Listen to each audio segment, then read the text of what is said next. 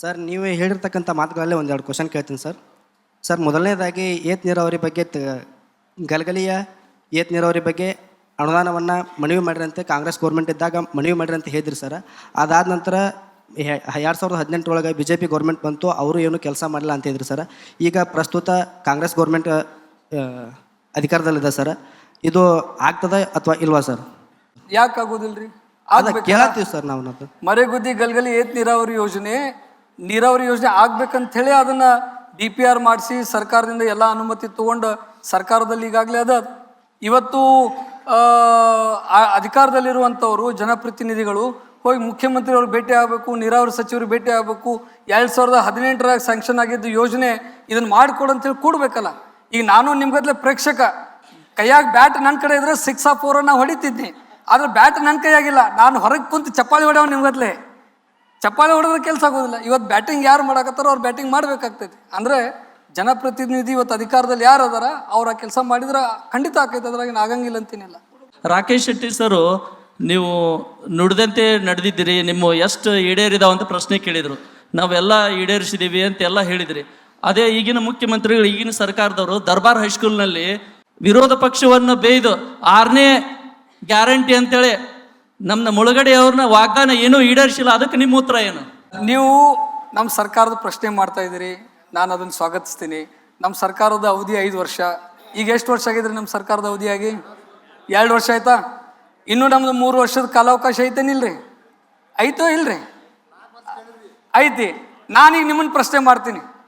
11 ವರ್ಷ ಆಯಿತು ಪ್ರಧಾನಮಂತ್ರಿ ಅವ್ರು ಈ ದೇಶದ ಜನರಿಗೆ ಆಶ್ವಾಸನೆ ಕೊಟ್ಟು ಪ್ರತಿ ವರ್ಷ 2 ಕೋಟಿ ಉದ್ಯೋಗ ಸೃಷ್ಟಿ ಮಾಡ್ತೀನಿ, ಕಪ್ಪು ಹಣ ತಂದು ಭಾರತ ದೇಶದಲ್ಲಿ ಎಲ್ಲ ಬಡವರಿಗೆ ಹಂಚ್ತೀನಿ ಅಂತೇಳಿ. ಅಲ್ಲ, ಅವ್ರಿಗೆ 11 ವರ್ಷನಾಗ ಆಗದೆ ಇರುವಂಥ ಕೆಲಸ ಅವ್ರಿಗೆ ಕೇಳೋದು ಬಿಟ್ಟು ನೀವು ನಮ್ಮನ್ನು ಕೇಳ್ತಾ ಇದ್ದೀರಲ್ಲ. ಖಂಡಿತ ನಾವು ಭರವಸೆಯನ್ನು ಕೊಟ್ಟಿದ್ದೀವಿ. ಕಾಂಗ್ರೆಸ್ ಪಕ್ಷ ಜನರಿಗೆ ಮಾತು ಕೊಟ್ಟಂಗೆ ನಡ್ಕೊಂಡು ಬಂದೈತಿ ಇಲ್ಲಿವರೆಗೆ, ಮುಂದೂ ಕೂಡ ನಡ್ಕೋತೈತಿ. ನೀವು ಅದ್ರ ಬಗ್ಗೆ ಅನುಮಾನ ಪಡಬೇಡ್ರಿ. 100ಕ್ಕೆ 100 ನಾವು ಮಾಡ್ತೀವಿ. ನುಡಿದಂತೆ ನಡೆದ ಗೌರ್ಮೆಂಟು ಅಂತ ಹೇಳ್ತೀರಿ. ಇವತ್ತು ನೀವು ಮಾಡಲಿ, ಗ್ಯಾರಂಟಿಗಳು ಕೊಟ್ಟಿರಿ, ಸಾಕಷ್ಟು ಮಾಡಿರಿ. ಆದರೆ ಈ ನಮ್ಮ ಮುಳುಗಡೆ ಸಂತರ್ಸ 60 ವರ್ಷದಿಂದ ಸಹಾಯಕತ್ತೀವು. ಅದನ್ನೂ ಒಂದು ಗ್ಯಾರಂಟಿ ಒಳಗೆ ಯಾಕೆ ಹಾಕೊಳ್ಳಿಲ್ಲ? ಎಲ್ಲಿ ಹಾಕೋತಾರ್ರಿ? 1000 ಕೊಟ್ರಿ ಎಲ್ಲಿ ಆಕತಿ? ಇದಕ್ಕೊಂದು ಮಜ್ಜಿಗೆ ಹಾಕಿದಂಗೆ ಆಗತ್ತೆ ಬಕ್ಸ ಹಾಕೋಕೆ. ಅದಕ್ಕೆ ಈಗ ಎಲ್ಲರೂ ಕೂಡ್ಕೊಂಡು ನೀವು MLA ಕೂಡ್ಕೊಂಡು ಅವ್ರು ಸ್ಟಿಕ್ ಮಾಡಿದ್ರೆ ಆಗಿ ಹಾಕತ್ರಿ. ಅದು ಹಿರಿಯರ, ನೀವು ಕೇಳೋ ಪ್ರಶ್ನೆ ಈ ಭಾಗದ ಜ್ವಲಂತ ಸಮಸ್ಯೆ. 60 ವರ್ಷದಿಂದ ಬರೀ ಕಾಂಗ್ರೆಸ್ ಪಕ್ಷ ಅಷ್ಟಲ್ಲ, ಎಲ್ಲ ಪಕ್ಷಗಳು ಆಳು ಹೋಗಿದಾವ. ರಾಜ್ಯದಲ್ಲಿ ಎಲ್ಲ ಪಕ್ಷಗಳು ಆಳು ಹೋಗ್ಯಾವ.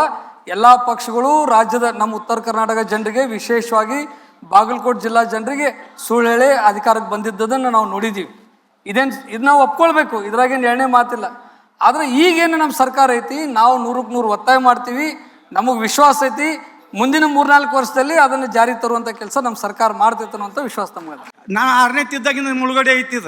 ನನಗೆ 75 ವಯಸ್ಸು. ಈಗ ಅಂದ್ರೆ ಎಷ್ಟು ದಿನದ ಆತು ನೋಡ್ರಿ ಇದು ಮುಳುಗಡೆ ಸುದ್ದಿ. ಅದಕ್ಕೆ ಇದನ್ನು ತಾವು ಎಲ್ಲರೂ ಇವತ್ತು ಒಬ್ಬರೇ ಅಂತಲ್ಲ, ನಮ್ಮ ಭಾಗದ ಜನರೆಲ್ಲ ಹೋಗಿ ಅಲ್ಲಿ ಮಾಡಿದಾಗ ಇವತ್ತೊಂದು ಇದಕ್ಕೆ ಒಂದು ಮಹತ್ವ ಸಿಗ್ತೈತಿ. ನಾವು ಬದುಕ್ತೀವಿ, ನಾವು ಹಾಳಾಗಿ ಹೋಗಿವಿ. ಈಗ ಅದಕ್ಕೆ ನಿಮಗೆ ನಾನು ಕೇಳಕತ್ತೀನಿ, ಇದನ್ನು ನೀವು ಇದನ್ನು ಬರೆಯೋಕೆ ಗ್ಯಾರಂಟಿ ಆತ, ನಾವು ನುಡ್ದಂತೆ ನಡೆದಾತ, ಇದನ್ನೂ ಒಂದು ನುಡ್ದಂತೆ ನಡೆದು ತೋರಿಸ್ಬಿಡ್ರಿ ನಮಗೆ.